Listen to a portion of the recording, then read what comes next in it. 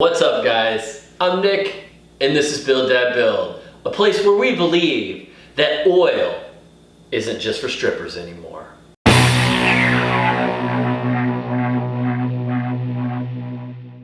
Okay guys, if you're not familiar with my channel, I'm the guy who burns things on the internet, whether I like it or not. So what we're gonna do today is revisit a technique called Shou Sugi, where we burn the wood, we brush the wood, and then we finish, you guessed it, the wood.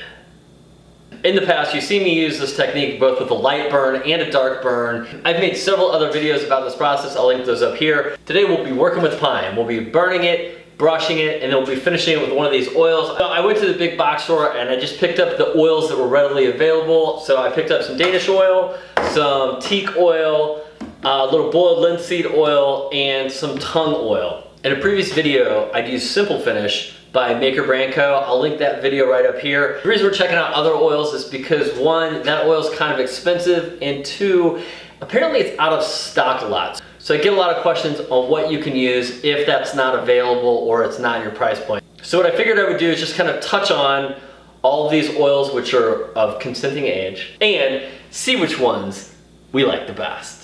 During this process, I'm also going to be using a new tool that I got for Christmas. This is a restorer. This is meant to strip paint and things off of other things. You can also buy this nylon bristle brush for it that will strip char off. So basically this is just going to be like my nylon brushes on steroids. This tool is an investment. This is what I do for a living though, so we're okay in investing in this tool. You can still use these guys. I'll link to these in the description below as well. These are Nylox brushes by Dyco. They chuck into your drill and then you can use them to strip char off as well. This is a much cheaper option, but I'm hoping that the restorer is going to save me a little bit of time. For the majority of this video, for any basics on Shou Sugi, I would point you towards the playlist that I've put together because I go over the treatment in more detail. However, I do want to point out a couple of things because I get these questions on a regular basis. One, when you're picking your wood, you have to look at your wood grain. Don't just go pick out any pieces of wood, because if you don't have a variance in your wood grain, your treatment is gonna look very plain. I spend a lot of time picking through the lumber at the big box stores. Number two, I get this question all the time on cupping. I want you to pay very close attention. If I can even get this in frame, let's try to see how close I can get. Okay, see how this makes a C right here at the end? If I burn this side of this piece of wood, it is going to cup, it's gonna make that C more pronounced. So this piece of wood is gonna burn that way. So when you're picking your wood and you're picking your side for your wood, you wanna burn this side, because this side is less likely to make this more pronounced, if that makes sense. Now they say, do what you love, you never work a day in your life. I say,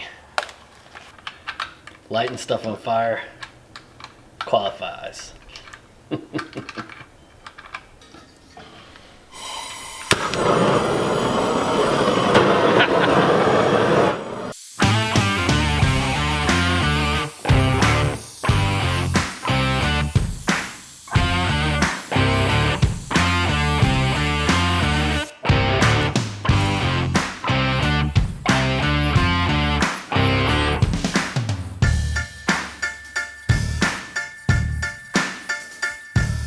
All right, a couple things. One, I started scraping that without a mask on. Don't do that. It creates a big cloud of black stuff that will totally get in your nose and everything else. And I don't recommend using any sort of dust collection when you're scraping char unless you've let those boards sit like overnight, because the last thing you want to do is suck up like a little ember into either your dust collection system or your shop vac, because you can start a fire that way. Speaking of fires, that brings me to my next tip. Boiled linseed oil gets a bad rap for this, but I think a lot of different oils kind of fall into the same category. Once you apply your oil, don't just take that rag and wad it up in a ball and throw it in your trash can. They can spontaneously combust. There is like a chemical reaction that can happen. What I suggest is taking your used rags, laying them out like on the driveway or a concrete surface, make sure they're flat and let them dry that way and keep an eye on them. That spontaneous combustion, or I guess it's really a chemical reaction, it's not spontaneous combustion, occurs when it's kind of bundled up and there's some kindling involved, like sawdust or something, which is why you especially don't want to throw it in your trash can in the shop. But lay it out, let it dry. I also know some guys that like actually submerge them in water, like a Ziploc bag full of water, put it in there, seal it up, and then throw it in the trash can. Take whatever precautions, just know that like oily rags, just in general, wadded up in a ball and thrown in your trash can cause some issues. All right, this has been my Learning Spaceship soapbox for today. Doo-doo-doo. Now, it's time to ask yourself, not unlike if you were at a good bachelor or bachelorette party, where's the oil? Oh yeah, and don't be a jackass. Glove up.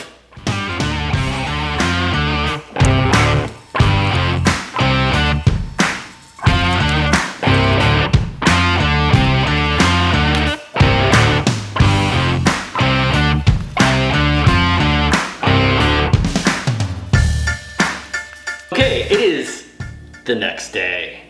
I oiled those down. They've sat for probably about 12, 14 hours. And the results are interesting. I have heard woodworkers argue angrily over whose oil is better. Honestly, between all of these, I can't hardly tell a difference in any of them. Even the Danish oil that's supposed to be dark walnut versus the Danish oil that's supposed to be medium walnut.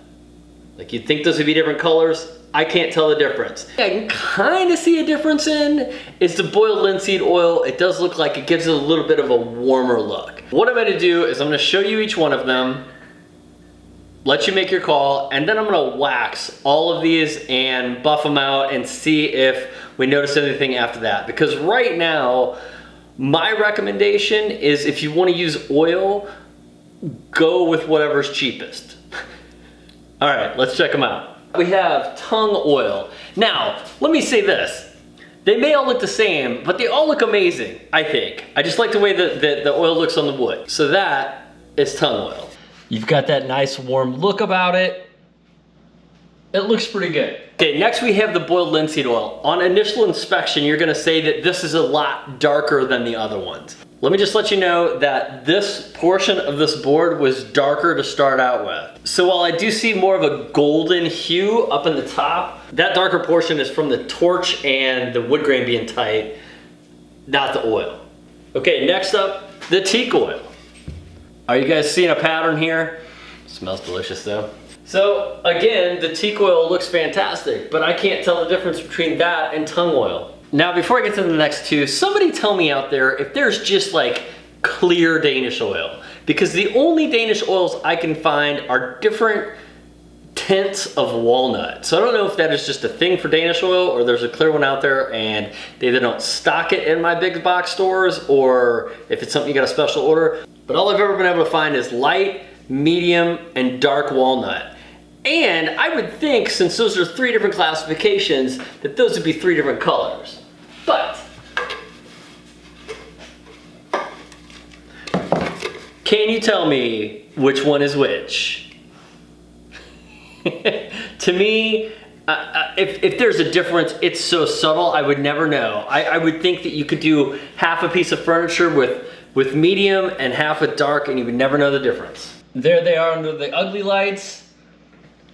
Dark walnut, medium walnut. All right, I will get to waxing them in just a second, but I did want to put this out there. If I had to pick out of all of these, I think I would go with the boiled linseed oil, and that is for one reason and one reason only. It doesn't smell as bad as the other ones. The other ones definitely have a chemical smell to them, whereas the boiled linseed oil, like it has an odor, but it's not nearly as offensive, I guess, as the tung oil and the teak oil and the Danish oil. This to me kind of comes across as a little bit more all natural. I don't know if it is. That being said, this does have a use extreme caution on the back of it, and it says to hand wash the rags after you use them to make sure that they don't spontaneously combust. I'm assuming since there's more of a warning on the back of this than there is on the other ones, that it's more likely for this stuff to go up. So just something to keep in mind if you're working with it. Now, if there's anything that's really gonna make these stick out, it's gonna be wax. So what we're gonna use is a little Voeltner's magic right here. Buddy of mine, Matt Voeltner, sells this, and this stuff is excellent for a wax finish on your wood. All right, guys, we're gonna hit this with a little Voeltner magic, and we'll check back in about an hour. 1 hour later.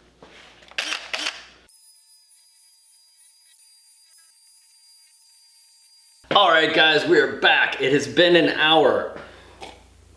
The wax has been buffed, if you know what I'm saying. Don't be nasty, I buffed the wax. And I honestly gotta say, I still can't tell a difference. But let's check them out. Again, we have the tongue oil. Now, the wax is making it look even more amazing. But you be the judge. Can you tell any difference between that and the boiled linseed oil? And the boiled linseed oil isn't even the best example because of that dark area I was telling you about. But here's teak oil. If I put that next to the tongue oil, I can't see any difference in the two. And then we have the two Danish oils. Again, with the wax on it, I can't tell any difference. They still look identical to me. This is the medium. This is the dark. There might be a little bit darker right there. And that's about it. Now, what I will say is the real star of the show is that Voeltner wax. That Voeltner magic right there. I mean, take a look at that. That wax definitely makes that board pop. Especially when you can see that grain texture. Just looks awesome. So my conclusion is this. Boiled linseed oil for the win. Mainly just because of the smell. It may give it a little bit more of a warm tone. Voeltner wax also for the win. I think we can agree that that wax just adds another dimension to the texture of the wood and just makes it look just a little bit better. Okay guys, that being said, I think that's all for today. And I'd like to say thank you to each and every one of you for hanging around till the end and seeing the results, but especially all of my patrons. You guys are the ones that keep the lights on in the garage. Meow, baby. Especially Nick the Greek, Stephen Mann, Eric Weiss, Derek Coates, Caveman Ross, Chuck Faulkner, The Weekend DIYer, Puffy Muffins, Chaz Thompson, and Mike Penrod. An extra special clinkies to you folks. All right, guys, until next time, I gotta get to work. Check out this shirt. Get to work. Microphone check 1, microphone check 2, mic check, mic check. The only thing I can, what is that? Gross.